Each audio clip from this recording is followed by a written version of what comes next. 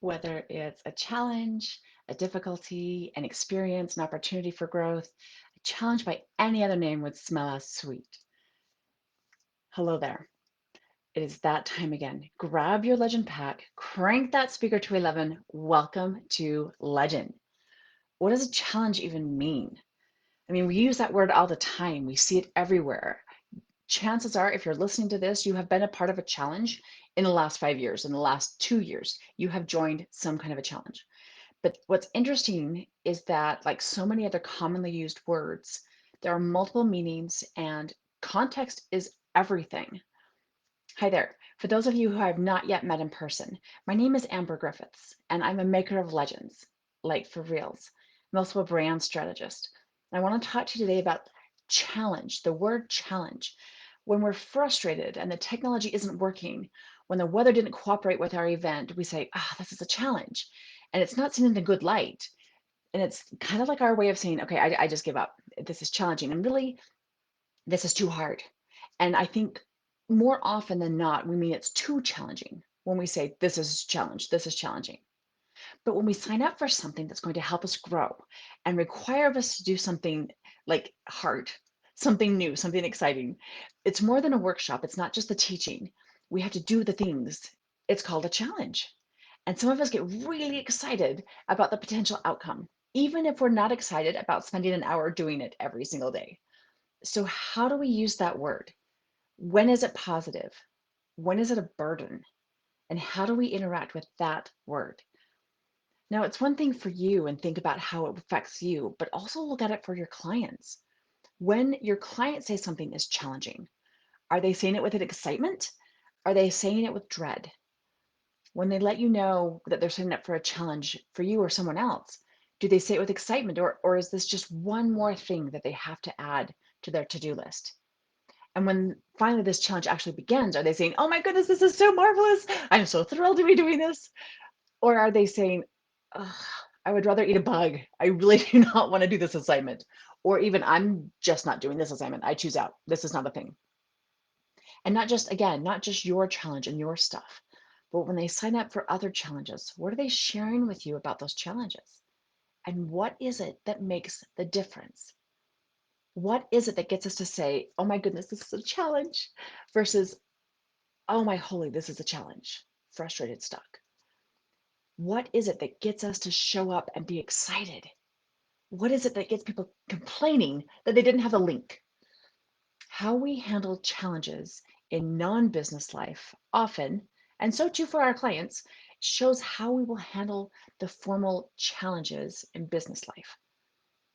It's more than mindset. It's more than attitude. It's about valuation. If we don't value what we're about to do, if we don't value the process, if we don't value what we're getting, or we don't see that what we can get from doing this, we're focused just on the hard part of it, a challenge can be too much. It can be really rough and even just make us avoid it completely. When we can see where we're going, when we're clear about the results that will come of this, we are committed to get there and we are all in. So, where do you need to add value in your life? Where can you bring more value? Where can you bring more value in the things your clients will see as a challenge? And part of adding value, remember, they have to see that what you're offering is achievable. It's not just here's these great results. They have to see it for themselves.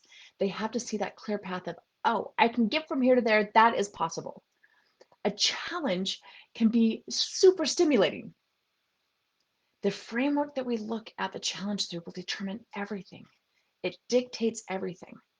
When we're not sure of the outcome, we have a tendency as human beings to read into it this potential tragedy, and we get in our head about it. It can't be done. I can't make it work. It won't work for me.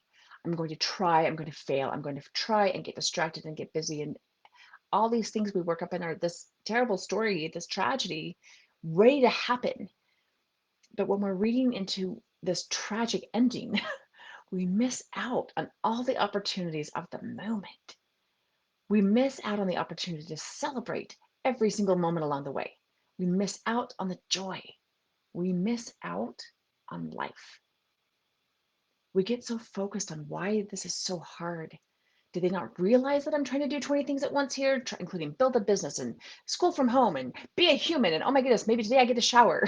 Did they not realize that the tech is going to be too complex for me to immediately jump in and be a pro instantly? Sound familiar? Often the frustration at its core is that we don't feel like we mattered enough to be considered. We feel like they created it for us, but somehow not about us at all. Like we feel like it was designed without us in mind, start to finish. And that brings up all kinds of little stuff, which is part of why we paint such a negative outcome.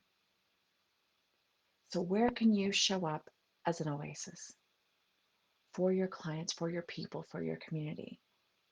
Where can you be that beacon of hope? Where can you show them the way and realize that a challenge is so positive? The good stuff comes in the hard. Where can you make them feel more seen, more valued, and make them feel like they matter? How can you make sure your clients know that you believe in them? Drop me a little note and share about how a challenge or a group you're in is working for you. Share how you feel about the word challenge in general. Share how you can be an oasis. Share, drop me a note and share how you are bringing value to your people. Until I get to see you in person, until I get to see you next time, be safe and rock on.